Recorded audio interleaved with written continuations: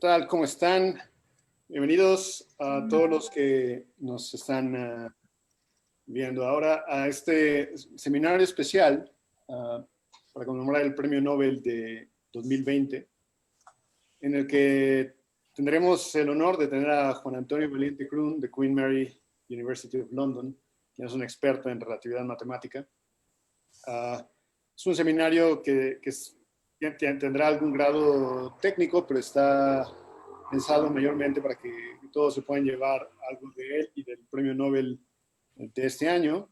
Y una cosa más es que este seminario está dentro del marco, es el primer evento que saldrá del capítulo estudiantil de la Universidad Autónoma Metropolitana Unidad Azcapotzalco, del cual Gabriela Isabel Vera es la actual presidenta, y nos dirá un par de cosas antes de arrancar con el seminario. Gracias, Juan. Gracias, Gaby. Gaby, por favor. Muchas gracias, César. Pues estamos muy felices de estar con ustedes en esta nueva etapa de la vida universitaria como capítulo estudiantil. Tengo el honor de ser presidenta y también tenemos el gran honor de inaugurar con todas estas actividades que se van a estar realizando a lo largo de la gestión que tengamos en el capítulo estudiantil. Muchas gracias, Juan, por aceptar esta invitación. Gracias, César, por todo el apoyo. Que cabe mencionar que el doctor López Monsalvo es nuestro supervisor de las actividades y toda la coordinación del capítulo estudiantil. Y bueno, pues no quito más el tiempo. Juan, gracias a todos por estar aquí. Excelente. Gracias, Gaby. Y bueno, para no quitar más tiempo, voy a leer brevemente, les voy a presentar a quién es nuestro ponente de hoy, que es Juan Antonio Valiente Crun, un amigo que conocí hace varios años en Inglaterra. Él actualmente es Reader in Applied Mathematics en la Escuela de Matemáticas de Queen Mary University of London, donde ha estado también como lecturer y Advanced Research Fellow. Él se graduó estuvo de postdoc en Max Planck, se graduó también de Queen Mary en relatividad matemática, supervisado por Malcolm McCallum. Se graduó con honores de la Facultad de Ciencias de la UNAM, con un promedio de 100 sobre 100. Ganó la medalla Gabino Barreda y ha sido autor de varios artículos de relatividad matemática y un libro de la serie de Cambridge University Press. Entonces, cuando escuché que este año el premio Nobel había ido para un aspecto clave de la relatividad matemática, no podía, uno, estar muy contento y segundo, pensar en invitar de inmediato a Juan. Entonces, Juan, muchísimas gracias por haber aceptado esta invitación. El micrófono es tuyo. Gracias. Muchas gracias, César, por la invitación y por la gentil introducción. Buenas noches a todos y en México y buenas noches desde Viena. Es un placer estar hablando esta tarde con ustedes. El objetivo de esta charla es usar los teoremas de Penrose, que han valido un premio Nobel, para ilustrar ejemplos de investigación de aspectos matemáticos de la teoría de la relatividad. A lo largo de esta charla voy a hacer uso de este diagrama, que es en el lado izquierdo de la imagen. Este diagrama lo usó también César en el póster para este seminario.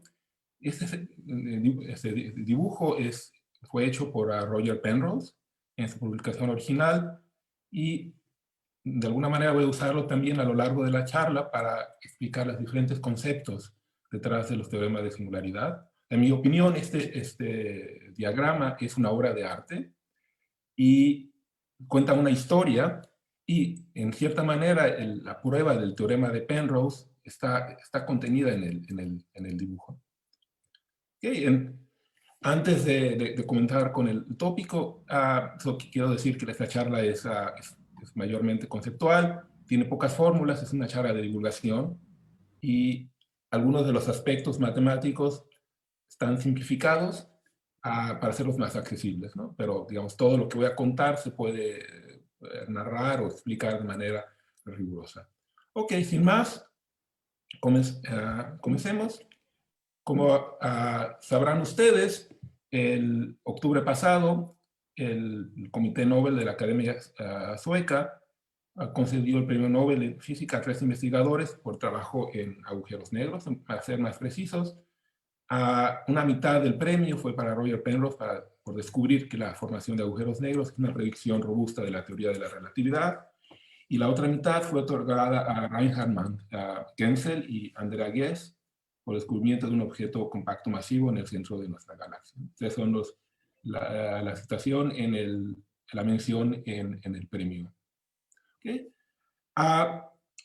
Como voy a hablar la mayor parte de la charla sobre Roger Penrose, quisiera dedicar un par de minutos a la contribución de Reinhard Genzel y Andrea Ghez, y esta se puede entender a través de la animación que voy a mostrar.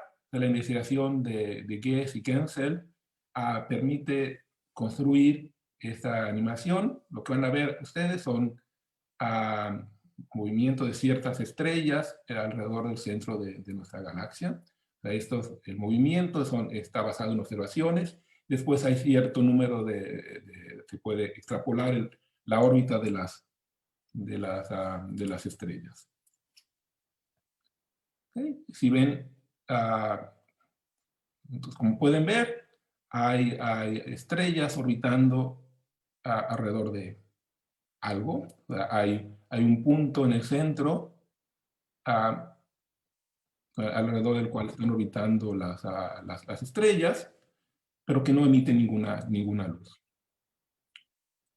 Sabemos que tiene que haber algo allí, porque si no, no habría estas órbitas, y también de las órbitas mismas se puede estimar la masa del objeto, que es alrededor de 4 millones de masas solares. Entonces es un objeto extremadamente masivo.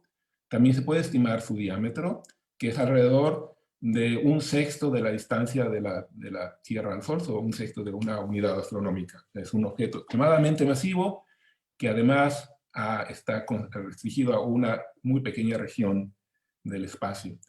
Este objeto además no emite luz, y la única manera, digamos, en la que se puede explicar es a través de entendiéndolo como un objeto, como un agujero negro. O sea, uno requiere relatividad general para poder entender esta observación. Y, digamos, entender cómo esto ocurre, digamos, es lo que le ha valido el premio Nobel a Roger Penrose. Okay. Antes de hablar sobre Roger Penrose y su trabajo, quisiera también mencionar que, claro, los agujeros negros también han valido el premio Nobel hace un par de años, o 4 años, a Rainer Weiss, Barry Barish y Kip Thorne por sus contribuciones cruciales al desarrollo del detector LIGO y la detección de ondas gravitacionales. Con lo que estos detectores han observado es las ondas gravitacionales formadas por la colisión de 2 agujeros negros. Esta señal solamente se puede explicar si existen agujeros negros que chocan uno contra el otro y coalescen. Por tanto, es también una confirmación de la existencia de agujeros negros en el espacio interestelar. Okay. Muy bien. Ok,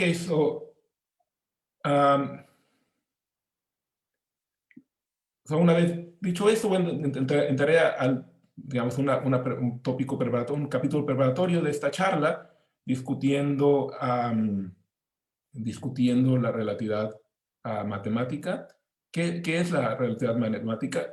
Es un término, digamos, más o menos nuevo, es quizás un término extraño, porque en general uno pensaría que la teoría general de la relatividad es en sí algo, un constructo altamente matemático. Este adjetivo de matemático se usa aquí para diferenciar de otras maneras en las que uno puede entender las consecuencias de la teoría de Einstein. Hay otras maneras distintas, de las cuales no hablaré hoy, pero simplemente menciono, como el uso de computadoras, o sea, la relatividad numérica, en la que uno hace simulaciones de soluciones de las ecuaciones de Einstein, Y también hay lo que sería la astrofísica relativista, en la que uno bueno, aplica los métodos, la teoría de la relatividad para describir fenómenos astrofísicos. Aquí, por relatividad matemática, quiero entender el estudio de soluciones genéricas a las ecuaciones de campo de Einstein, las ecuaciones de la teoría de la relatividad. Y los métodos son los métodos del análisis matemático, la geometría y la topología. Ahora, digamos, uno de los objetivos de esta charla es aprender cómo leer este diagrama, adquirir, digamos, las herramientas para poder entender este diagrama. Como he mencionado, este diagrama fue dibujado por Roger Penrose y aparece en el artículo original que apareció en el Physical Review Letters en 1965. Okay. Sin más, haré una breve discusión sobre la relatividad general, digamos un poco de publicidad y propaganda. Digamos, de alguna manera, quisiera decir la relatividad general es nuestra mejor teoría sobre la gravedad, o la interacción gravitacional, y describe la gravedad como una manifestación de la curvatura del espacio-tiempo. La teoría de la relatividad postula que existe esa entidad, esta variedad cuatridimensional, y que es curva, y está gobernada por las ecuaciones de campo de Einstein. Esas ecuaciones tienen un lado izquierdo que escribe la curvatura del espacio-tiempo, y otro lado derecho que contiene, digamos, la contribución de la materia y energía en el espacio. Y el contenido, digamos, de estas ecuaciones se puede entender a través de un famoso aforisma de John Archibald Wheeler, famoso físico americano, que dice que el espacio-tiempo le dice a la materia cómo moverse, mientras que la materia le dice al espacio-tiempo cómo curvarse. Por cierto, digamos, este aforisma realmente es muy famoso y encapsula de manera muy concisa el contenido de las ecuaciones de Einstein. Y lo que quería decir es que, bueno, John Wheeler también es también el inventor del término de agujero negro, ¿no? Digamos, el concepto central de esta charla. ¿Okay? Entonces, ese es nuestra primera tema que quería tocar. Y segundo, mucho de lo que voy a decir hoy tiene que ver tiene que estar relacionado con la idea de geodésicas en relatividad general. ¿Qué son geodésicas? Bueno, geodésicas generalizan la noción de líneas rectas en una geometría curva. Son curvas que de alguna manera extremizan la distancia entre dos puntos sobre la variedad. En particular, la relatividad general postula que los rayos de luz se mueven a lo largo de trayectorias que son geodésicas del espacio-tiempo. Estas geodésicas son herramientas fundamentales para caracterizar y medir el campo gravitacional. Y en la figura que tengo aquí, que estoy mostrando, muestro ejemplos de geodésicas en el diagrama de Penrose. Esas son las trayectorias de rayos de luz. Para aquellos que están, digamos, iniciados en el tema, observarán que hay las geodésicas, digamos, que van de izquierda a derecha, que son líneas rectas, y digamos las que van de izquierda, y estas que van hacia abajo, que son curvas, y esto se debe a que, bueno, el diagrama de Penrose es bastante preciso y hace uso de las llamadas coordenadas de Eddington-Finkelstein, que tienen esa propiedad. Ciertos rayos de luz son curvos en el diagrama, mientras que otros se denotan con líneas rectas. Ok, una de las ideas, digamos, de la relatividad general es que es una teoría geométrica, intrínsecamente geométrica, y esa es una idea que realmente no se debe a Einstein, sino más bien a un colaborador cercano de él, Hermann Minkowski, que dio cuenta que uno puede entender, digamos, la relatividad en términos de esta geometría del espacio-tiempo. ¿no? Entonces, una vez que uno ha resuelto las ecuaciones de Einstein de alguna manera, uno genera una geometría del espacio-tiempo. Curiosamente, esta idea no se llama realmente geometría de Minkowski, sino se llama geometría de Lorentz, por razones históricas, en honor a un físico holandés, Hendrik Lorentz. Ahora, una de las ideas es cómo entender el espacio-tiempo. Bueno, el espacio-tiempo contiene puntos, y cada uno de estos puntos en el espacio-tiempo es un evento que representa un momento, un cierto instante, algo que ocurre a cierta posición en un instante dado. Por ejemplo, en el diagrama de Penrose, uno tiene dos rayos de luz que se cortan en cierto evento, ¿no? Esto define un cierto evento en el espacio-tiempo. Ahora, una de las, digamos, las consecuencias, y quizás esto no es tan conocido, digamos, fuera de los círculos de relatividad matemática, es que hay una conexión muy fuerte entre, digamos, esta geometría lorentziana y la causalidad. ¿Qué es la causalidad? Es, digamos, una definición sencilla, es el estudio de la relación entre causa y efecto. Esta geometría lorentziana se puede usar para dar una formulación matemática de la causalidad. Y, digamos, la idea detrás de esta teoría de la causalidad es que el futuro de un sistema físico tiene que ser determinado completamente por su estado actual. Como he dicho, hay una formalización, esta teoría de la causalidad se puede formalizar de una manera muy rigurosa, y uno puede probar ciertos teoremas al efecto. Y aquí he puesto en esta imagen dos ejemplos de esos teoremas, digamos, son parafraseados de teoremas de la teoría de la causalidad, que tienen que ver con el futuro de un evento. ¿Qué es el futuro de un evento? Es la colección de puntos en el espacio-tiempo que pueden ser influenciados por un evento dado. Digamos, yo en este momento tengo solamente, digamos, por condición, las fricciones que impone el hecho de que la velocidad de la luz es finita, restringe el conjunto de eventos en el futuro a los que los puedo yo afectar.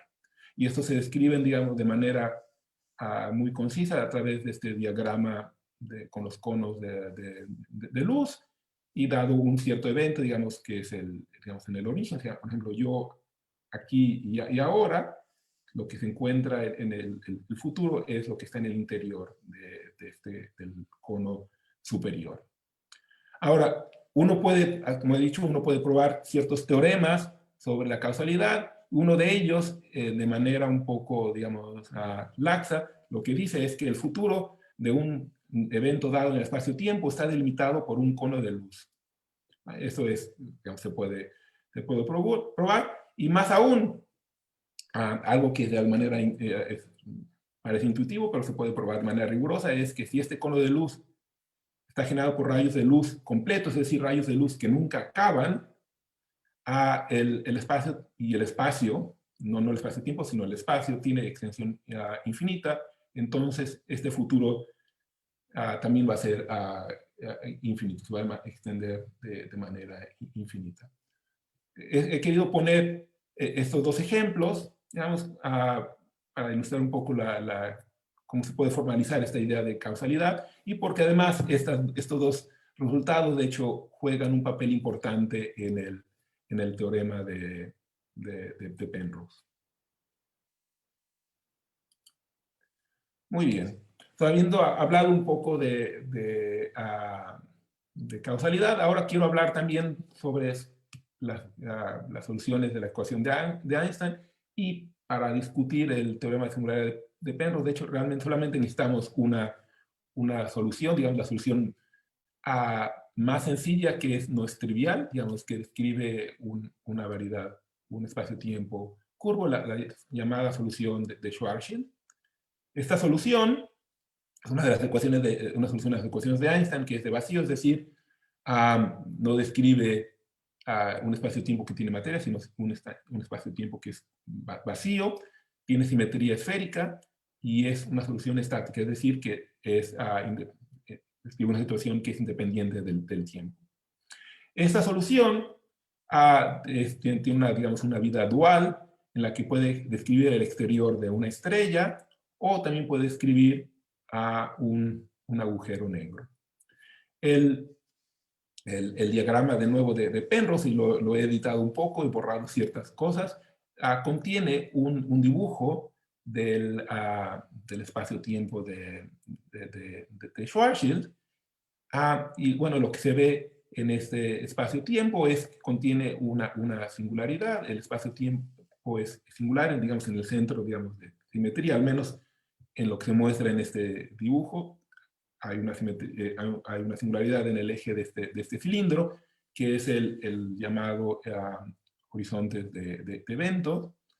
Y bueno, una de las cosas que uno observa es que, bueno, los rayos de luz son curvos, ¿no? Eso describe de cierta manera la curvatura del espacio-tiempo. Y, bueno, y una de también de las ideas que quisiera que tomasen para el resto de la charla es la noción del radio de Schwarzschild. Y es una cierta distancia que se puede calcular, digamos, de un cierto parámetro que describe, digamos, si uno está estudiando un modelo estelar, este parámetro describe la masa de la estrella, y si la masa de la estrella básicamente se extiende más allá de este radio de Schwarzschild, entonces uno tiene realmente un modelo estelar. Pero mientras que si la masa es menor que este radio de Schwarzschild, entonces uno habla de un agujero negro. En este caso, la masa de la estrella estará contenida dentro del horizonte de eventos de ese espacio-tiempo. Okay. Estas soluciones soluciones exactas son soluciones a las ecuaciones de Einstein que se pueden escribir en términos de funciones elementales, y son una fuente de intuición física y geométrica, y de hecho muchas de las predicciones clásicas de la relatividad general hacen uso de esta solución de Schwarzschild. Entonces, digamos, todo lo que sabe, hablaré más adelante sobre el colapso gravitacional, está basado sobre el estudio de esta solución. Ok. Habiendo hablado de Schwarzschild, ahora también quisiera hablar sobre agujeros negros matemáticos, y el punto es que la teoría de la causalidad provee una definición precisa de lo que se debe entender por un agujero negro. Hay una cierta, digamos, uno va digamos, en la literatura, hay una definición rigurosa y precisa de la cual uno puede probar, si uno está, digamos, le gustan probar teoremas, uno puede probar teoremas sobre las propiedades de los agujeros negros. Visto de esta manera, un agujero negro no es realmente un objeto, digamos, sino es más bien una región en el espacio-tiempo. En el diagrama también de Penrose he denotado esta región del agujero negro en color gris, y en efecto uno ve que realmente no es un objeto, sino es una región del espacio-tiempo. Esta región, como he dicho, está delimitada por el llamado horizonte de evento, y la idea de un agujero negro es que es una región en la que no se puede comunicar con observadores en el infinito. Y esto, digamos, está ilustrado de manera muy bella en el diagrama de Penrose, con este ojo, que es un observador en infinito, es decir, un observador que está suficientemente lejos del agujero negro, para tal manera que el efecto del agujero negro sobre el observador es realmente limitada. Entonces, lo que uno ve en este diagrama es que, digamos, los rayos de luz que llegan al observador nunca penetran el agujero negro. De igual manera, si los rayos de luz que están dentro del agujero negro nunca salen de esta región en gris. Una cosa curiosa, digamos, que no es quizás completamente relevante para la charla, pero quisiera mencionar, es la unicidad. O sea, esta solución de Schwarzschild, de manera sorprendente, describe todos los agujeros negros que uno puede imaginarse, de acuerdo a la teoría de Einstein, que son independientes del tiempo. Es decir, o sea, esta solución, o sea, es decir, agujeros negros que son independientes del tiempo y que no rotan, realmente son muy simples. Y matemáticamente hablando, no hay muchos de ellos.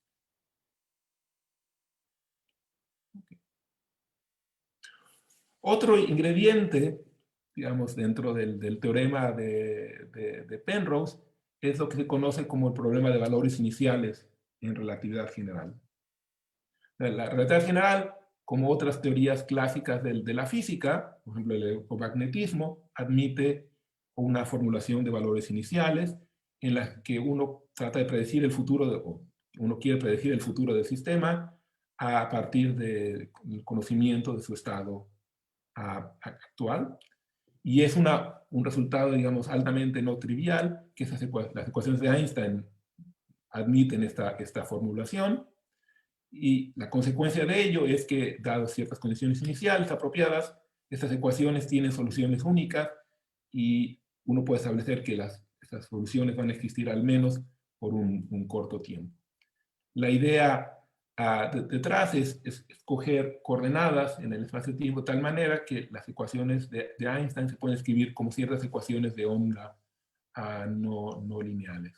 Entonces, digamos, es el punto de partida de la relatividad matemática, y esto fue descubierto por Yvonne Chouquet-Roat, una famosa matemática física francesa, digamos, que todavía vive, en los años 50 como parte de su tesis de doctorado. Entonces, la conclusión que uno extrae, digamos, de ver estas ecuaciones de onda no lineales es que el espacio-tiempo es una entidad dinámica, no es algo estático, sino algo que tiene una dinámica intrínseca y que evoluciona.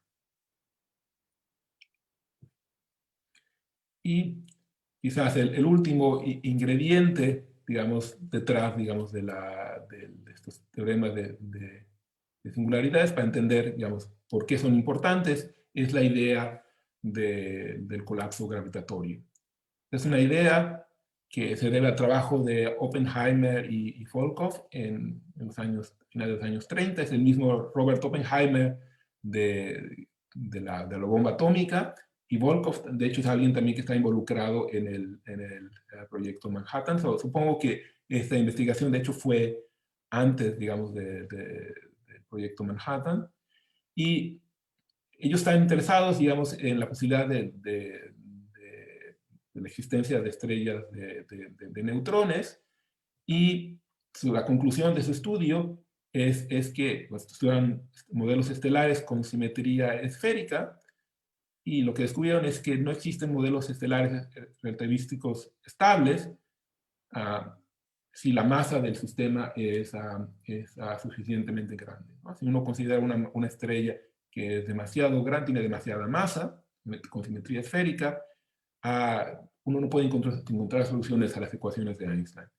Si ese es el caso, para un sistema con una masa demasiado grande, el sistema, lo que va a ocurrir es que se va a contraer de manera indefinida, lo que llamamos colapso gravitacional. Y, bueno, de manera intuitiva, lo que uno esperaría es que una vez que el sistema es menor que este radio de Schwarzschild, se debe de formar un agujero negro, ¿no? Digamos, esa es la intuición detrás. Okay. Ahora, o sea, una de las, digamos, peculiaridades, digamos, el punto central o uno de los ingredientes centrales del estudio de Oppenheimer-Volkoff es el uso de simetría esférica. Como la materia se está colapsando y el objeto tiene simetría esférica, entonces en algún momento toda la materia de las estrellas se debe de concentrar en el centro, y esto generará una situación en la que hay una densidad infinita y, de acuerdo a las ecuaciones de Einstein, esto producirá una curvatura infinita en el espacio-tiempo. O sea, debe haber una singularidad en el espacio-tiempo, ¿no? Y esto, digamos, también esto se puede observar de manera muy elocuente en el diagrama de Penrose. Uno tiene, digamos, la materia que está colapsando, es decir, el radio, digamos, de la región en la que ocupa la materia se hace más y más pequeña. En algún momento, digamos, se produce una singularidad, hay una región de densidad infinita, ¿no? Que está denotada por esta línea oscura. Ahora, la pregunta que la gente digamos, los investigadores en ese momento se preguntaban es ¿qué tan central es la suposición de la simetría esférica? De hecho, mucha gente pensaba que debido al uso de la simetría esférica, digamos, este colapso es muy especial y de hecho era de esperarse que hubiese singularidades. Una de las razones para dudar que este tipo de colapso gravitatorio es genérico es que en gravedad newtoniana, de hecho, si uno considera situaciones en donde no hay simetría esférica, no ocurre colapso. Entonces, digamos, era plausible que también el colapso de Oppenheimer-Volkoff no fuese realmente genérico, ¿no? Una característica genérica del colapso gravitatorio. Y eso, digamos, es una pregunta que estuvo en la comunidad desde los años, a finales de los años 30 hasta los años 60. Y, digamos, es lo que lleva y, digamos, motivó en su momento a la formulación del teorema de incompletitud de Penrose. La pregunta que Penrose quería contestar es qué tan genérica es la formación de singularidades en el colapso gravitatorio. Bueno, antes de hablar, digamos, del teorema de Penrose, dar una pequeña biografía de Roger Penrose. Sir Roger Penrose es caballero de la corona británica, es miembro de la Royal Society, una de las sociedades científicas más antiguas del mundo, y es también el OM, es Order of Merit, quiere decir que es una persona que tiene el derecho de ir a tomar el té con la reina una vez al año. A Roger Penrose y otro grupo de personas notables, de científicos, la mayoría de ellos, se van a tomar el té con la reina. Nació en Colchester en 1931, hasta tiene 89 años, estudió en University College London, una universidad en el centro de Londres, y hizo su doctorado en Cambridge. Y en la época, aunque, claro, después Roger Penrose fue profesor en Oxford, de hecho, es la contribución central del colapso gravitatorio, lo hizo cuando era profesor en el Birkbeck College, es también una parte de la Universidad de Londres que está en el centro de la ciudad, cerca del Museo Británico, y emérito desde el año 2000. Ahora, en esta imagen he puesto una fotografía aquí, es una calle en el centro de Londres, donde está el Birkbeck College, se llama Mallet Street, y el interés de esto es que de acuerdo a una historia que el mismo Roger Penrose tiene, esta imagen del colapso que dibujó, se le ocurrió a Penrose caminando por esta calle. De alguna manera, lo que ocurre es que cruzando la calle tuvo una especie de visión sobre algo, no se pudo acordar de qué fue, todo el resto del día estuvo inquieto, trabajando, haciendo las cosas que tenía que hacer, y en la noche, antes de irse a dormir, se puso a reflexionar en todas las cosas que habían ocurrido del día y los pensamientos que había tenido. De alguna manera, esta imagen le vino a la mente. De nuevo, la escribió, hizo el dibujo. ¿vale? Y después, digamos, de alguna manera esto es, digamos, la génesis, si uno quiere, del teorema. O sea, la historia la cuenta él, supongo que es realmente, debe de ser verdad. ¿Okay? De alguna manera. Bueno. Ok, antes digamos, de describir los teoremas el teorema de incompletitud, el teorema de singularidad de Penrose, hay, digamos, un poco de descargo de sus realidades. Disclaimer, obviamente por digamos, limitaciones de tiempo, en esta charla solo voy a considerar, digamos, teoremas de singularidad que tienen que ver con rayos de luz. Y aunque el título de la charla es los teoremas de singularidad de Penrose, realmente voy a hablar de lo que se llama incompletitud de geodésicas, qué es esto. Y en particular estos teoremas realmente no pueden discutir la formación de singularidades en la curvatura.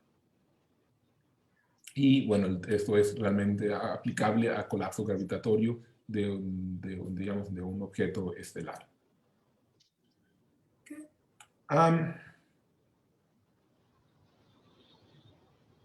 Ahora, como he mencionado, este resultado de Penrose apareció en Physical Review Letters en 1965. Y como he mencionado, la idea central de este artículo es identificar estructuras robustas en la teoría, lo que dice Penrose, que permiten obtener conclusiones genéricas sobre el colapso gravitatorio sin tener que resolver las ecuaciones de la relatividad, al menos no todas las ecuaciones. Y, digamos, un aspecto innovador de este artículo es el uso de ideas de topología y análisis.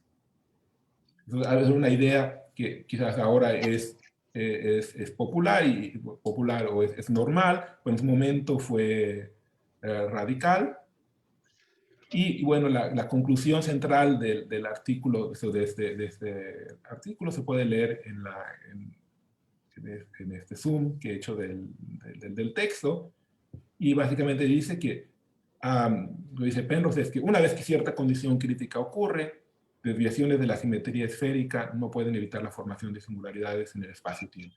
Es decir, que lo que observaron Oppenheimer y Volkov en su modelo es realmente en simetría esférica, es realmente algo genérico en las ecuaciones de Einstein.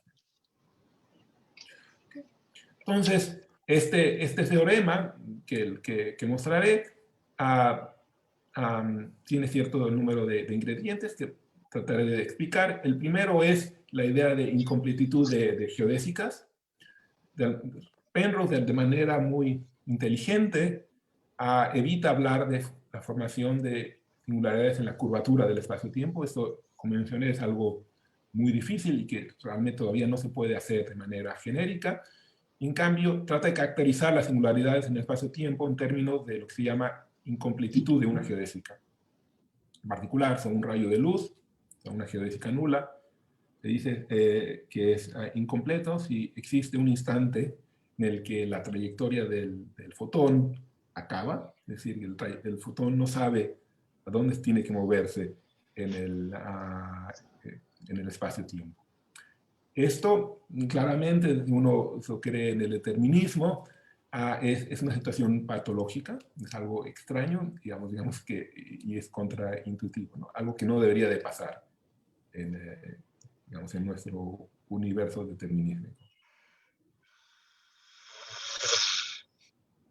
Otra de las condiciones o de los ingredientes en esta teoría son las condiciones de energía.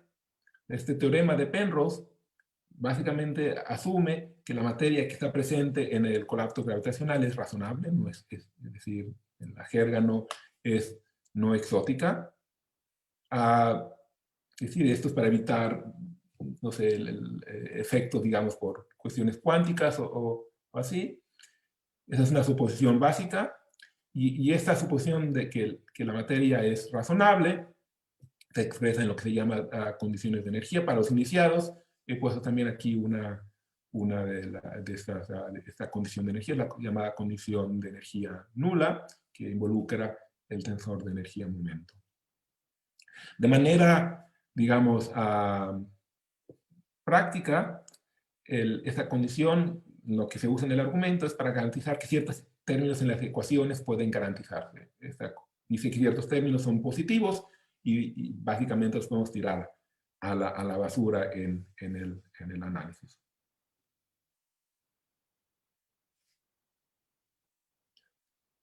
Lo siguiente ingrediente es lo que se llama superficies de Cauchy. Y la idea es que el colapso gravitacional se produce en el curso de un proceso evolutivo para el cual uno puede formular un problema de valores iniciales. Es decir, uno puede poner ciertas, digamos, uno tiene esta idealización, un sistema que uno prepara, digamos, una constelación estelar, y uno observa cómo evoluciona. Más aún, este colapso ocurre en un universo idealizado que solo contiene el objeto que colapsa, ¿no? Es un universo que es completamente vacío, excepto por el objeto que está colapsando. Esto se llama un objeto aislado y es una idealización usada en física por todos lados, más de lo que uno se da cuenta. Más aún, uno ignora los efectos de expansión cosmológica. Y, como he dicho, toda la información sobre el sistema está contenida en una superficie inicial de Cauchy. Y otra suposición es que esta superficie es no compacta, es decir, que se extiende de manera infinita, la extensión espacial es infinita. Entonces, es otro ingrediente. Y, finalmente, el ingrediente, digamos, central es lo que se conoce como superficies atrapadas. Esa, digamos, es la idea realmente crucial de Penrose en este teorema. Y esta es lo que llama Penrose la condición crítica en su artículo. Esta superficie atrapada es una manera de caracterizar de manera rigurosa lo que se entiende por que en una cierta región del espacio-tiempo la gravedad es intensa. Para entender este concepto, consideren una superficie dos-dimensional, digamos, como una cerrada, por ejemplo, algo como una esfera, pero no tiene que ser realmente completamente redondo. El punto es que es una superficie cerrada. Y supongamos que esta superficie puede emitir luz en todas direcciones, en ambas caras.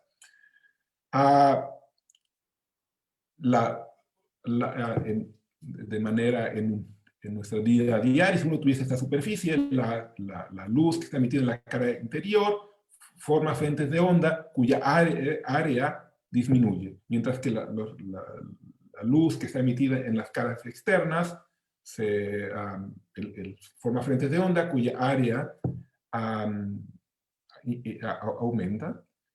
En una superficie atrapada, la luz emitida por ambas caras siempre va a disminuir en el frente de onda, va a disminuir en área, y la luz se va a concentrar. Esto es lo que quiere decir que la superficie sea atrapada. Esta superficie atrapada está también ilustrada, digamos, en el diagrama de Penrose, donde uno tiene estas líneas curvas que denotan los rayos de luz que emanan de la superficie. Estos serían los rayos de luz que emanan de la cara exterior de la superficie, y como ilustra el diagrama, se tienden a concentrar a pesar de ser emitidos hacia afuera. Y de igual manera los que están en la cara interior también se tienden a concentrar de manera, eso no es extraño, ¿no? Lo que es realmente extraño es que lo que ocurre con la luz emitida en la cara exterior. Una consecuencia de esto es que un observador externo no puede ver la luz emitida por esa superficie atrapada. Ok, dicho esto, tenemos todos los ingredientes para enunciar el teorema de completitud de Penrose en una de sus versiones. Si uno va al artículo de Penrose original, uno va a tener problemas para encontrar,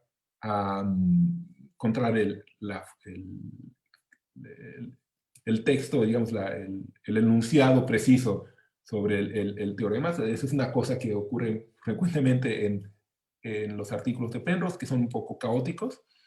Una mejor referencia para esto es este libro muy famoso de Hawking and Ellis, del cual he hecho también una adaptación.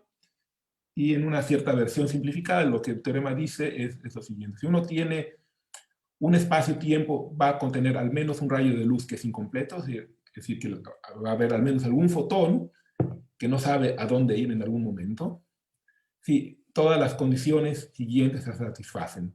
Primero, uno tiene la materia presente, satisface la condición de energía nula, es decir, la energía es de cierta manera razonable. El espacio tiene una superficie de Cauchy compacta, es decir, el espacio se extiende de manera infinita, la dimensión espacial, y hay una superficie atrapada compacta. Eso es lo que dice el teorema. Y por la formación de este teorema y por, digamos, la prueba de este resultado es lo que le ha valido el premio Nobel a Penrose. ¿Cuál es la idea de la prueba? De manera breve.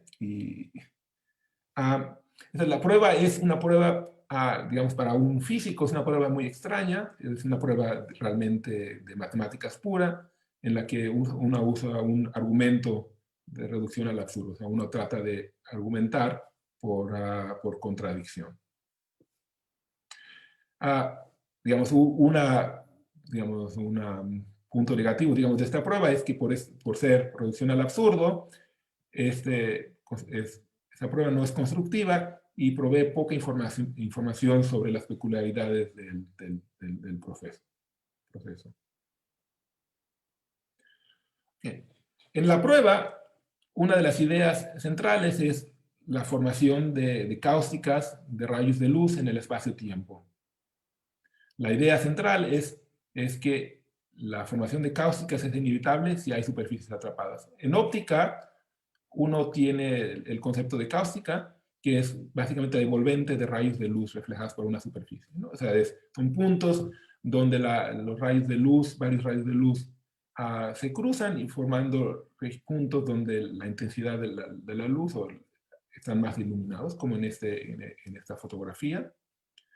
Y la idea, digamos, detrás de Penrose es que el campo gravitacional funciona como una lente que concentra los rayos de luz. Esta formación de cáusticas es, como he dicho, es inevitable en la relatividad general si hay superficies atrapadas.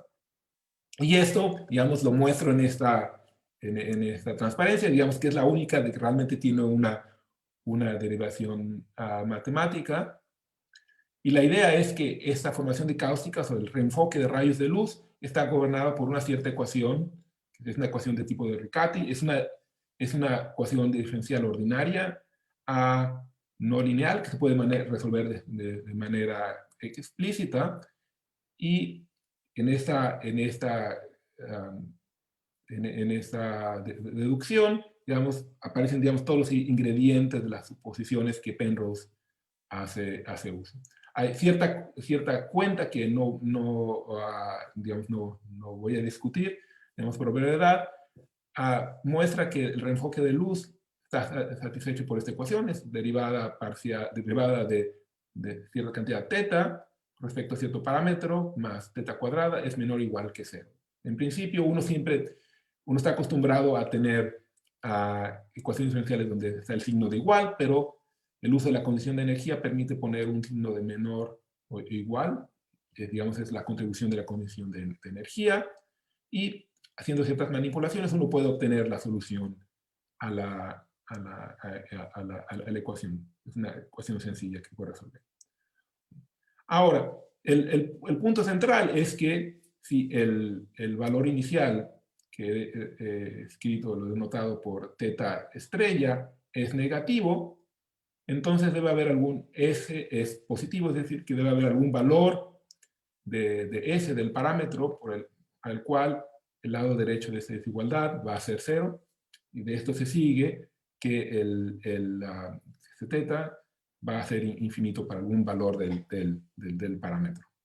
Y esto solo ocurre si, como he dicho, θ estrella es negativo, y esto, si uno ve las cuentas y lo sigue, esto, digamos, es una consecuencia de tener una superficie atrapada. Entonces, un poco la idea es lo que se muestra en este diagrama, que uno tiene los rayos de luz que emanan de la cara exterior de la superficie atrapada y se tienden a concentrar en el futuro formando una cierta cáustica.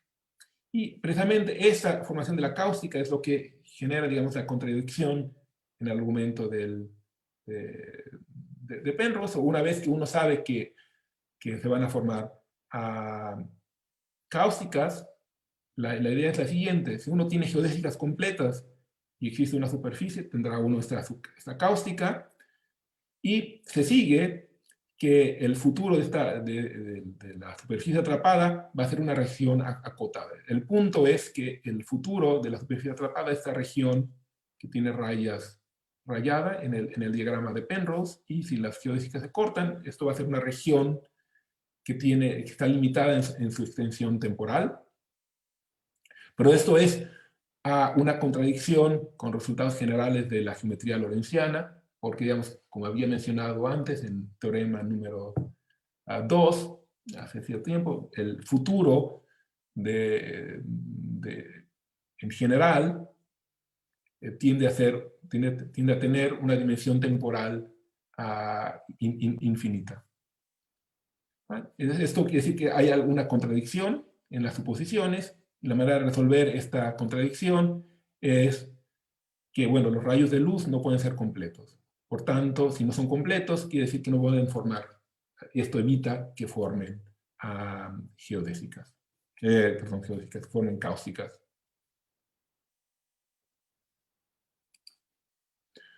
Entonces, digamos, para resumir esta, digamos, discusión, digamos, leyendo de nuevo el diagrama de Penrose, hemos cubierto, digamos, las diferentes partes del diagrama. Uno empieza con cierta materia, configuración de materia, una configuración estelar, que colapsa, y colapsa más allá de su rayo de Schwarzschild, entrando, digamos, en el horizonte de eventos. Este colapso va a formar una superficie atrapada. Esa es, digamos, la suposición de Penrose. Penrose nunca muestra que el colapso forme una superficie atrapada, sino él lo supone. Digamos, es la base de su teorema. Y a consecuencia de esto, los rayos de luz se concentran, ¿no? Y una vez que los rayos de luz se concentran, se forma una singularidad. No una singularidad de la curvatura, como he dicho, sino lo que ocurre es que van a existir rayos de luz que son incompletos, ¿no? Algo que es, en principio, patológico desde el punto de vista determinístico. Entonces, como pueden ver, digamos, toda la historia del teorema, y en cierta manera la prueba, está realmente contenida en este diagrama de Penrose. Okay, para concluir, quiero dedicar los últimos 5 minutos para, bueno, convencerlos que esto no es, digamos, el final de la historia, y hay mucho más, y, digamos, el teorema de Penrose es, en cierta manera, solamente la punta del iceberg sobre el colapso gravitacional, formación de agujeros negros. En particular, hay extensiones de este resultado, son los llamados teoremas de Penrose y Hawking de 1970, que son aplicables en el contexto cosmológico. Estos teoremas concluyen que la existencia de geodésicas, que haber geodésicas incompletas en el universo temprano. Estas geodésicas describen, por ejemplo, el movimiento de ciertas partículas, y básicamente indica que va a haber un estado singular en el universo temprano, digamos, lo que uno asocia como el Big Bang. Ese es un punto. Otro punto que es, digamos, falta para justificar en el diagrama de Penrose es cómo se forman las superficies atrapadas, cuál es el mecanismo que lleva, digamos, como he mencionado, este es, digamos, el ingrediente central en el resultado de Penrose. Y la pregunta es, bueno, ¿existen procesos dinámicos que llevan a formar superficies atrapadas? Y, bueno, esto ha sido estudiado por mucha gente, y en particular por el físico matemático Dimitrios Christodoulou, griego, estudiante de Wheeler, que ha demostrado en particular que superficies atrapadas se pueden formar, por ejemplo, con la concentración de ondas gravitacionales. Es decir, superficies atrapadas pueden formarse aún en vacío, y digamos, esto está discutido, digamos, en un tomo de 600 páginas, que aquí muestro acá, de la formación de agujeros negros en la relatividad general, en la que discute, hace una prueba sobre cómo se forman las superficies atrapadas en vacío. Y quizás de manera más importante, las preguntas abiertas. Digamos, una de las preguntas que saltan después de, digamos, viendo el resultado de Penrose sobre la incompletitud de rayos de luz, es qué ocurre con los fotones. ¿Qué pasa? Digamos, como hemos mencionado, esto es algo patológico desde el punto de vista determinístico, entonces uno quisiera resolver esta patología de alguna manera.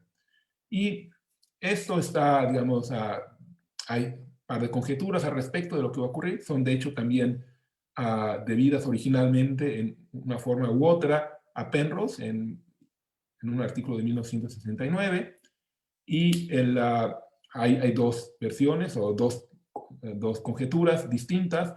Una de ellas se llama la censura cósmica fuerte, que dice que el punto final de una geodésica incompleta, digamos un rayo de luz, no puede ser visto por un observador en infinito. Es decir, que si ocurren singularidades, estas van a estar ocultas en un agujero negro y no pueden ser observadas por un observador en infinito. Esa es, digamos, la censura cósmica fuerte. Y hay otra conjetura débil que dice que si uno tiene una geodésica incompleta, siempre va a haber una catástrofe al final de la vida de la geodésica.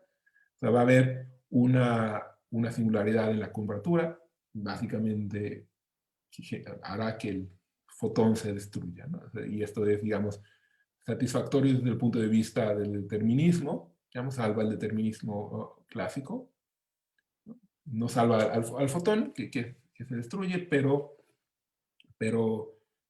digamos, mantiene el determinismo. Estas son preguntas abiertas en la relatividad matemática, y de hecho, sin ninguna duda, quisiera decir, son los problemas abiertos más importantes y probablemente más difíciles en la relatividad matemática. Son problemas que, supongo, ocuparán a varias generaciones de investigadores en el futuro, ¿no? Son problemas difíciles que tomará generaciones para poder resolverse. Bueno, con esto concluyo mi presentación. Muchas gracias por su atención. Excelente, Juan. Muchísimas gracias. Yo creo que lo anticlimático de estas cosas es que este es el momento de los aplausos. Pero los aplausos. Entonces, tenemos tiempo para preguntas. Quien quiera preguntar algo, puede abrir el micrófono o escribirlo en el chat, como prefieran. Juan estará con nosotros unos 15 o 20 minutos más. Entonces, es una oportunidad excepcional para que le pregunten todo lo que no nos dijo. O lo que sí nos dijo y no se entendió.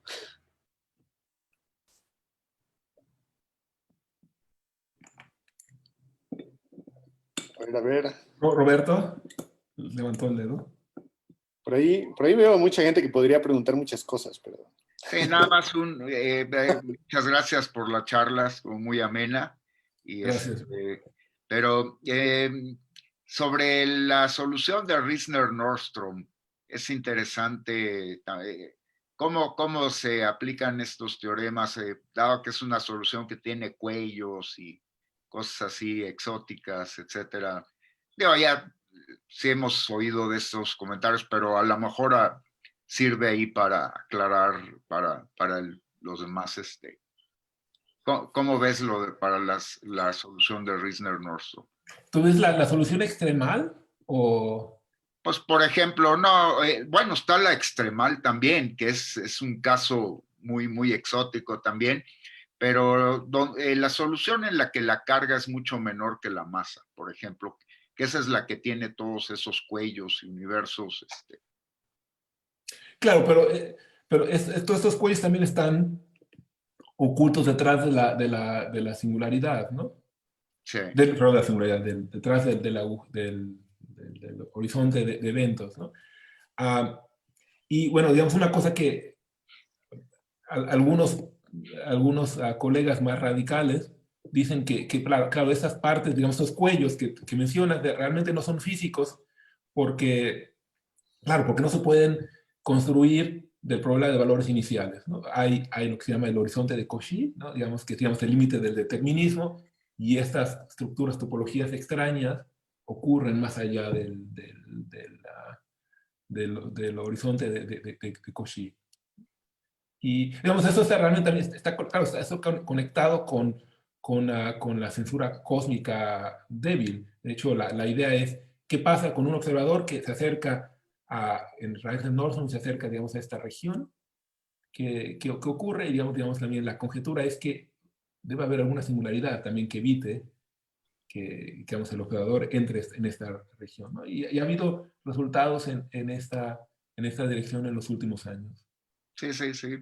Que Claro, de las alguna manera, cargas digamos, puntuales no pueden atravesar eso, a fuerzas tienen que caer en una u otra de las singularidades, pero que son time-like, también es interesante. Sí, claro, pero claro, el punto es que probablemente las singularidades temporal, time-like, no son genéricas. Digamos, lo supongo que sería el consenso actual, ¿no? Que no van a ser, no son estables. Sí. Bien, gracias Roberto. Tenemos un par de preguntas más. Primero, Miroslava Vamos está levantando la mano y sigue Bruno Díaz, que escribe una pregunta en el chat. Si quiere yo la leo, si quiere él puede abrir el micrófono después de la pregunta de Miroslava. Adelante, Miroslava. Hola, ¿qué tal? Me gustó mucho Hola, la ¿qué plática. tal? Quisiera preguntar algo que no me quedó muy claro acerca de la geometría del espacio-tiempo, Ujú. porque pues cuando introducimos este concepto de las geodésicas que no son completas, me confundo si el espacio-tiempo entonces globalmente es hiperbólico, pero no sé si sea exactamente así, o cómo es topológicamente, es compacto o no es compacto, O sea, cómo. o sea, un espacio-tiempo puede ser geodésicamente incompleto y globalmente hiperbólico, ¿no? Esto, digamos, no son compatibles uno con el otro. De hecho, el ejemplo, digamos, más sencillo es Schwarzschild.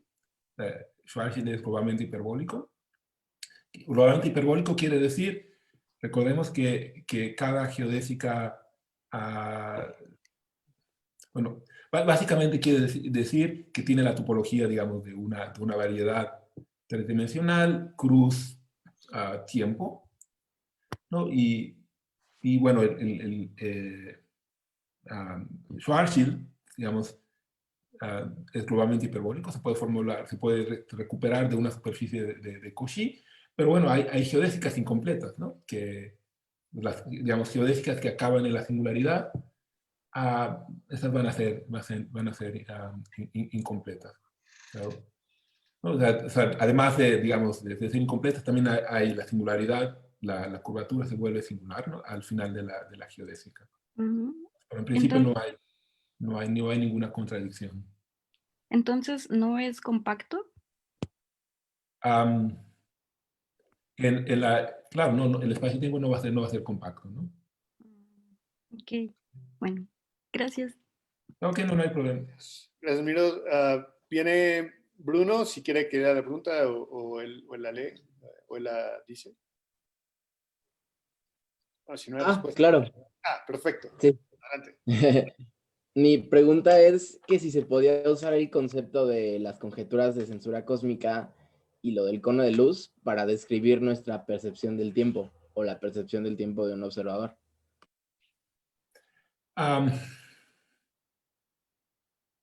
Más bien, la idea de las conjeturas de censura cósmica es que o sea, de manera, a nivel clásico, el universo debe ser determinístico. Digamos, esa es la idea. Si el futuro es, digamos, no sabes si el futuro va a ser finito o no, pero en todo caso, mientras, digamos, el espacio-tiempo exista, uno debe poder determinar lo que ocurre a partir de ciertas condiciones iniciales. Digamos, esa es, digamos, la esencia de estas conjeturas de censura cósmica. Y si esto no ocurre, es que ocurre algo grave, digamos, ¿no? Digamos, hay una singularidad en el espacio-tiempo, pero, digamos, desde el punto de vista práctico, esto no es relevante, digamos, para el resto del universo porque esas singularidades no se pueden observar, digamos, no son accesibles digamos, a los observadores externos. Entonces, digamos, mi manera de entender esto. Excelente. Gracias, Juan. Hay una pregunta en una de las sesiones en vivo que leerá Gabriela, y después hay una pregunta de Servando. Quiere decirla en el micrófono. Entonces, Gabriela, por favor. Gracias. Eduardo González hace un par de preguntas. ¿Puede haber interferencia constructiva o destructiva de las ondas gravitacionales? ¿Y qué le pasa a los fotones que son atrapados por la singularidad?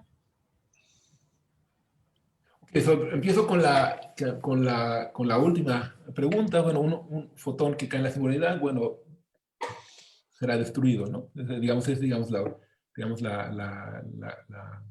la conclusión, ¿no? Cesa de existir, hay un proceso. Claro, la singularidad es una idealización de un proceso dramático en que, digamos, si un observador está cayendo a la singularidad, habrá fuerzas de mareas enormes que lo destrocen, y de alguna manera lo mismo ocurrirá con un fotón, ¿no? El fotón será destruido. Y ahora, con las ondas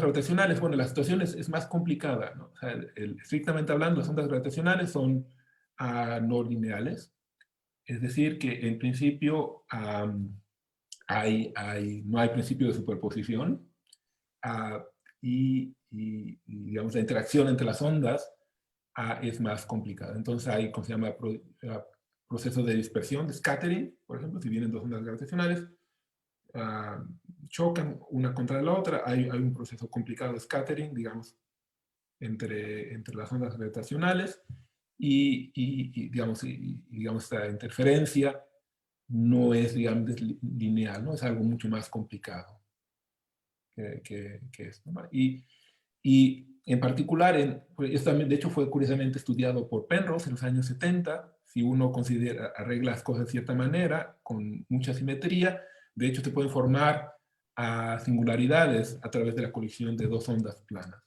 relativistas, por ejemplo. Es decir, que digamos, la no linealidad de las ecuaciones hace las cosas mucho más complicadas. Excelente, gracias. También siguen algunas de las preguntas en el chat, hay 3 en espera. Entonces, bueno, el primero va Servando, que le quiere decir al micrófono. Después Andrés y después Marco. Servando. Sí, gracias. Bueno, primero que nada, quiero agradecer a los organizadores de la UAM Azcapotzalco por habernos dado esta oportunidad en medio de la de la incertidumbre sanitaria en la que nos encontramos podamos escuchar a semejante, como dijo César, eminencia en el área. Bueno, mi pregunta está relacionada un tanto con relación está dirigida más bien hacia el título de esta plática, ¿no? En el póster que vi por ahí en internet, decía que la plática se titula, ¿no? Una invitación a la relatividad matemática. Sin embargo, bueno, en las diapositivas finales, lo único que nos comentó fue esta cuestión de las conjeturas fuerte y débil, ¿no? Las conjeturas cósmicas, pero como lo mencionaba, es uno de los problemas abiertos más importantes y por lo tanto más difíciles que existen, ¿no? En particular con relación a los teoremas de singularidades, pues uno puede encontrarse literalmente podría llamarse así, un zoológico, ¿no? De resultados que han salido de este primer teorema de Penrose, ¿no? La gente le cambia un poquito por acá, que un signo por aquí, otro modifica un poquito cada una de las condiciones que constituyen las hipótesis del teorema de Penrose, ¿no? Pero al final de cuentas pareciera, y bueno, eso es lo que yo le he escuchado a muchos expertos en el área, pareciera que los teoremas de singularidades existentes solamente son teoremas bueno, sí, los teoremas de singularidades que se tienen hasta ahora, en su gran mayoría son teoremas de existencia, ¿no? Que quizá utilizan este procedimiento por reducción al absurdo para concluir que si se satisfacen unas cuantas condiciones, entonces hay incompletitud geodésica, ¿no? Entonces, bueno, otra vez la pregunta está dedicada, ¿no? Con respecto al título de la plática, sí, bueno, es una invitación, pues, ¿a qué se puede estar invitando? ¿A qué nos pueden estar invitando con relación a los teoremas, ¿no? O sea, ¿qué temas de trabajo, hacia dónde puede uno dirigirse para seguir trabajando con relación al legado de este teorema?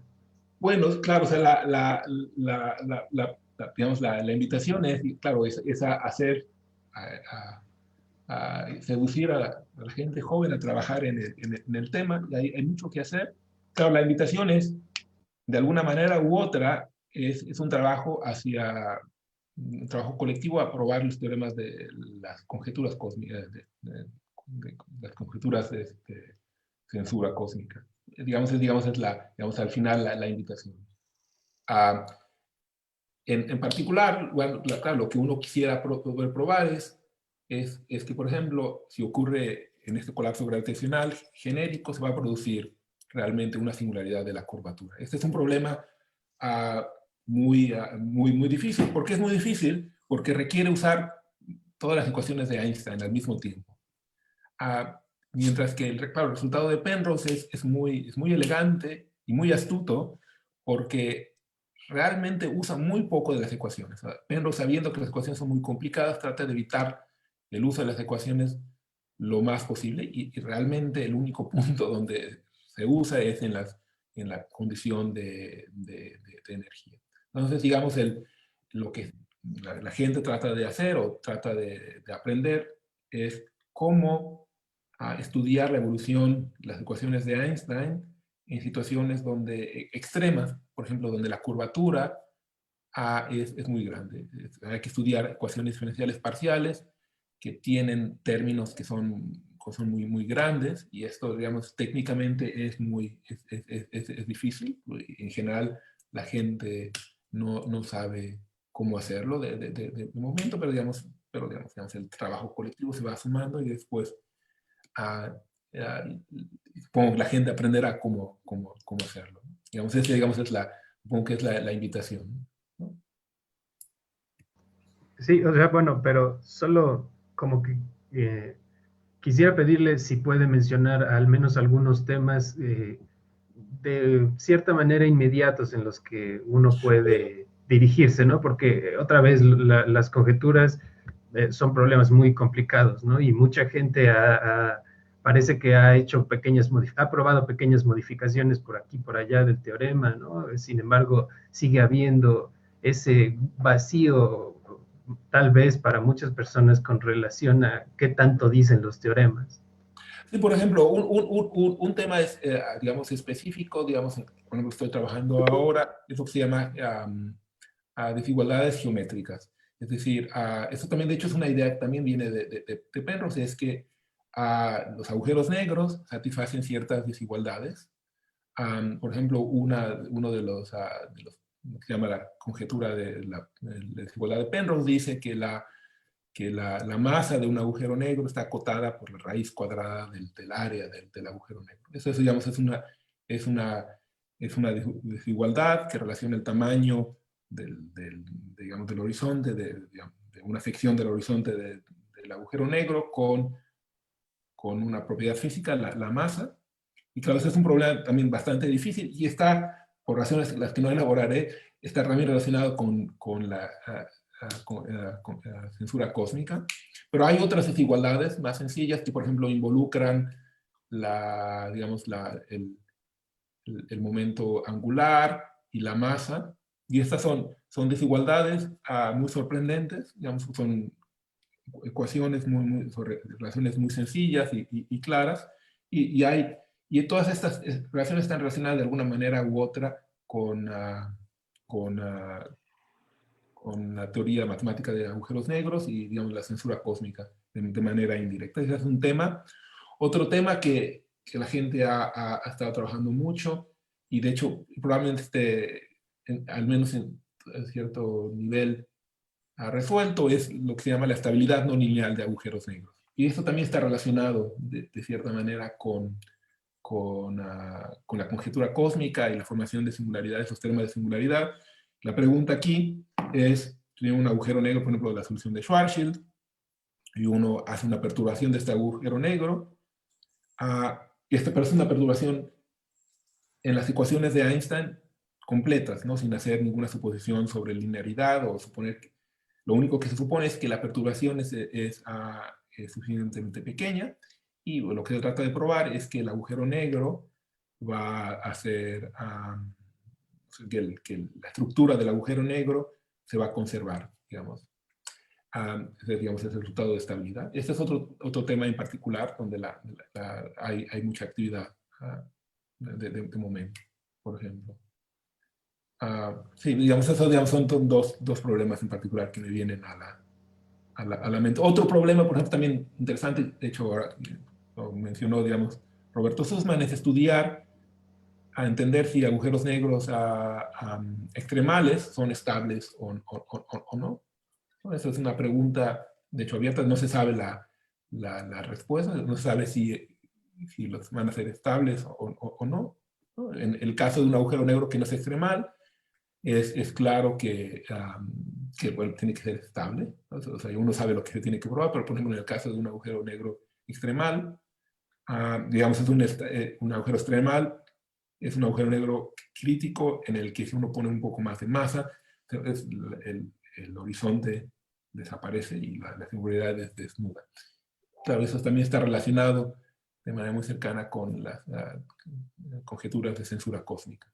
Digamos, esos son particular algunos temas en los que, digamos, habría una invitación, digamos, a trabajar para gente joven. Ok, gracias.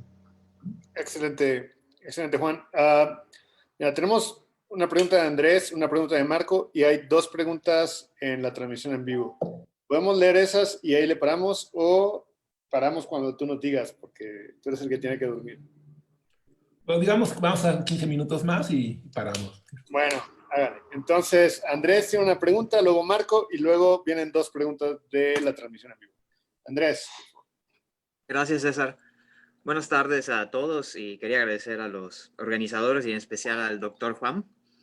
Yo quería preguntarle, yo estoy estudiando espacio-tiempos asintóticamente simples y quería saber si el concepto de infinito conforme aquí va a jugar un papel, me refiero aquí en el contexto de los teoremas de singularidades, juega un papel relevante entre los ingredientes que cocinamos acá o ninguno. Pues primero felicidades porque el asunto de los espacio-tiempos asintóticamente simples es mi tema favorito. Y la respuesta es sí. De hecho, la definición de un agujero negro, la definición rigurosa matemática, requiere la existencia de un infinito conforme. Y de hecho, algunas de estas conjeturas de censura cósmica también se pueden reformular en términos de afirmaciones sobre la existencia de Scry, ¿no? de la frontera conforme. O sea, que sí, o sea, de hecho juegan un papel central, ¿no? digamos, en la formulación del problema. Ok, pero digamos, el espacio-tiempo que, digamos, se determinaría que fuera a ser singular, ¿tiene que ser asintóticamente simple o no tiene nada que ver o cómo está? O sea, lo que tiene que tener tiene que ser, no sé, claro, uno puede ir un poco técnico, pero en principio sí, tiene que tener una frontera conforme, o sea, tiene que ser asintóticamente simple. Sí, digamos, la respuesta sencilla es sí, pero no es, o sea, asociado con la definición de asintóticamente simple, hay ciertas suposiciones sobre, digamos, la diferenciabilidad de la frontera conforme, y eso tiene que ver básicamente cómo decae el campo gravitacional en infinito. Esta diferenciabilidad no es tan crucial, ¿no? Lo que es importante es que exista la frontera conforme. Okay. Digamos, uno puede relajar un poco digamos, las suposiciones sobre la frontera conforme, ¿no? No tiene que ser suave. Ok. Vale, muchas gracias. Placer. Perfecto. Gracias, Andrés. Marco, por ahí. Sí, mi pregunta es, antes que nada lo quiero saludar, y mi pregunta es que en el caso de un espacio-tiempo que no sea globalmente hiperbólico, pero que sea espacialmente finito, además que cumpla que las geodésicas nulas sí son completas, ¿qué podrían decir las conjeturas de la censura cósmica sobre la naturaleza determinista de este espacio-tiempo?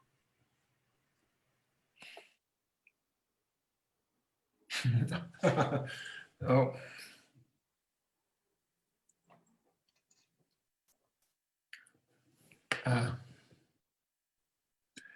No lo sé, tendría que pensarlo, Marco. Pero eso lo podemos, discutir en un email. Pero tendría que pensarlo. Así de entrada no se me ocurre nada. Muy bien. Bueno, gracias. Gracias, Marco. Excelente. Marco, para ponerte en aprietos. Sí, Marco siempre me pone en aprietos. Excelente. Gabriela, hay un par de preguntas, me parece. Sí, Jorge Manuel Lira pregunta, ¿existen dos partículas en el universo que no compartan un pasado común?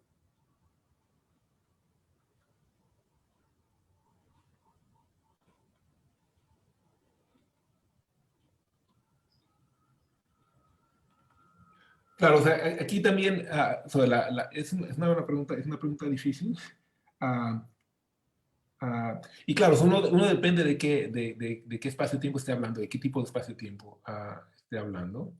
Y si uno habla del espacio-tiempo que describe un objeto aislado, en este caso no es posible. O sea, realmente siempre van a tener un pasado común, ¿no? Y la situación se vuelve un poco más complicada en una situación cosmológica y en este caso,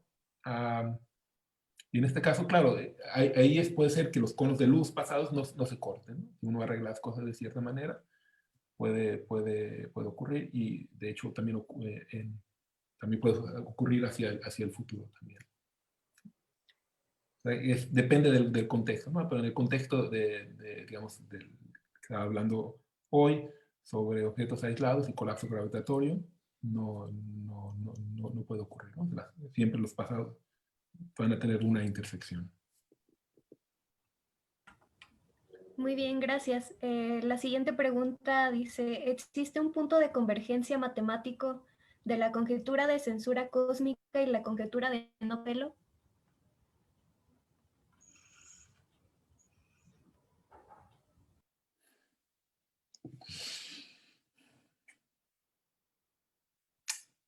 Sí, sí, la hay, y de hecho muy importante, y es la siguiente, es que bueno, la conjetura de no pelo lo que dice es que realmente los agujeros negros, digamos, estáticos, que son independientes estacionarios, que son independientes del tiempo, realmente hay muy pocos y están descritos por la solución de Schwarzschild o, de manera más general, si uno admite rotación, por la solución de Kerr. Ahora, la idea es que, claro, si uno tiene un sistema, digamos, de agujeros negros muy complicados que, digamos, hacen que se fusionan, la idea es que tarde o temprano, esto, o sea, asintóticamente, esta evolución se acercará a un estado descrito por la solución de Kerr. La solución de Kerr, la solución exacta, que es un agujero negro que rota, describe el estado final de la evolución, es la conjetura que escribe el estado final, digamos, de la evolución de un sistema de agujeros negros. De tal manera, en cierta manera, digamos, es lo que garantiza, digamos, la censura cósmica, ¿no? El estado final del sistema. O sea, que sí, o sea, la respuesta es sí, sí la existe, ¿no? Precisamente por esto, ¿no? Porque Kerr, especulas, es la solución final, el estado asintótico de la evolución. Excelente, muchas gracias. También varias personas nos preguntan sobre por qué temas empezar de forma sistemática y recomendaciones bibliográficas para empezar con este estudio. Ok.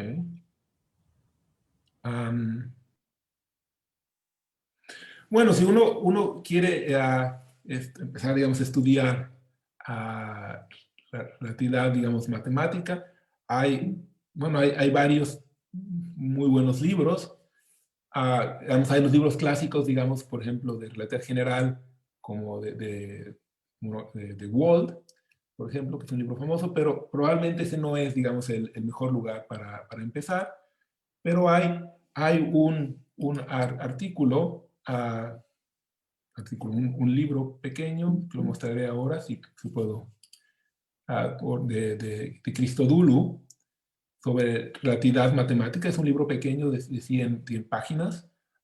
El nombre no lo recuerdo ahora, pero puedo enviar esto en el chat más tarde. Y ese es un buen libro de 100 páginas en los que se discuten, digamos, la base matemática para el estudio, digamos, comenzar el estudio en relatividad matemática, y se muestran y se prueban algunos resultados, digamos, centrales de la relatividad matemática, como la positividad de la masa, o se discute un poco también la estabilidad del espacio-tiempo de Minkowski. Digamos, son problemas, digamos, de partida en la relatividad matemática. Y bueno, es un libro altamente recomendable. Se llama Problemas o Relatividad Matemática, por Demetrius Christodoulou. Lo escribiré en el chat. Muchas gracias. También haremos llegar esta información en las páginas de la Semana Mundial del Espacio y en Space Student Chapter Guamas Capotzalco. Excelente. Bueno, parece que no hay de momento más preguntas. Entonces, yo te quería hacer un par, porque sí tengo una curiosidad bárbara. Y una es como la que decías continuamente de la incompletez geodésica. Y su interpretación. Dices, bueno, es que el fotón llegue y ya no sabe dónde se acaba. Porque la idea es que los fotones siguen estas trayectorias nulas. pero, digamos, eso es como, no será una situación más bien en la que la aproximación iconal o la óptica geométrica ya no tiene sentido para pensar que los fotones son así, y tal cual en una cáustica óptica. Claro, es que el punto claro, lo que uno está haciendo aquí es explorando, digamos, los límites de la relatividad general. Entonces, llega un momento en que, claro, estas situaciones patológicas, bueno, deben de tener una explicación que está realmente fuera de la relatividad general, ¿no? Y, digamos, por ejemplo, si existe una teoría o cuando se logra una teoría de la relatación cuántica, pues probablemente explique esto. Pero, digamos, las reglas del juego acá en la realidad matemática hay algunas reglas, digamos, en el juego, y una de ellas es que, digamos, las ecuaciones de Einstein son, digamos, es el objeto de estudio, y uno no hace uso de estas teorías. Digamos, en cierta manera, desde este punto de vista, es conservador, en el sentido de que digamos, restringe a su propio conjunto de ecuaciones, ¿no? Pero, como he dicho, o sea, el punto es tratar de explorar el límite. Y claro, probablemente lo que ocurra es que, claro, hay otros procesos, digamos, que salen fuera de la relatividad general que explican esto, ¿no? Pero un poco, digamos, de manera elegante, como uno está tratando de una teoría clásica, uno quisiera tener también una resolución del problema al nivel de la teoría misma, ¿no? Digamos, esa es la idea detrás de estas conjeturas de censura cósmica. Excelente. Y la otra, esa ya es como un poco más genérica en torno a todo el ambiente del premio Nobel. Bueno, Roger Penrose tiene este premio Nobel compartido, pero la contribución es una contribución esencialmente matemática. Uh-huh. Y, ¿cuál crees tú que es la idea de que un premio Nobel de física se dé explícitamente a un teorema en matemáticas?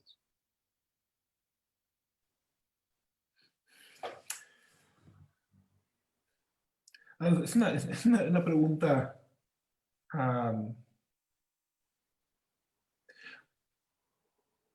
Bueno, yo creo que el punto es que demuestra o muestra que la actividad, o sea, las actividades más matemáticas o más formales también tiene una relevancia para describir nuestro universo, ¿no?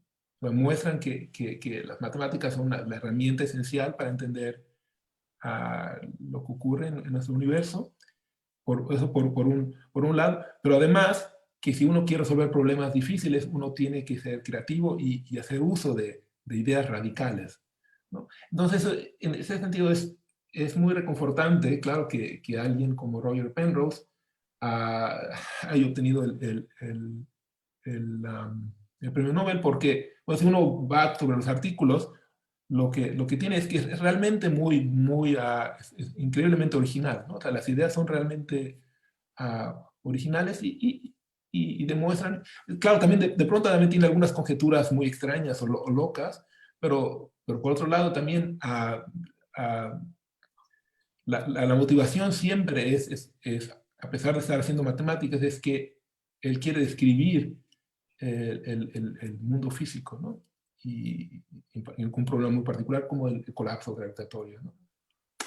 Entonces pero he de decir que, por ejemplo, no es la primera vez que se da un premio Nobel por contribuciones matemáticas. O sea, Gerardus Topf, que es uno de los creadores que probó teoremas sobre la renormalización, también le dieron el premio Nobel por una contribución esencialmente matemática. O sea, que no ocurre muy frecuentemente, pero se da, ¿no?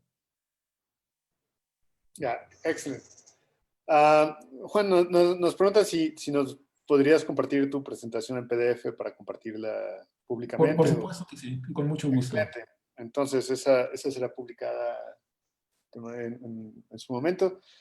Roberto Susan quiere hacer una última pregunta, creo. Nada más tiene la manita levantada. un comentario que Dale. muchas veces, la cuestión de la formación de hoyos negros proporciona ejemplos en que la teoría de la relatividad efectivamente predice la formación de todo lo que mencionaste. Sin embargo, ya cuando ves qué tipo de objetos astrofísicos se pueden formar, pues puedes tener ciertas cosas interesantes o contradictorias. Hace 2 años probamos que si te desvías de la simetría esférica y mantienes un tensor de momento y energía de polvo, sí se forma el hoyo negro, etcétera, pero solamente puede ser un hoyo negro físico si se trata de un agujero negro primordial de radios muy, muy pequeños.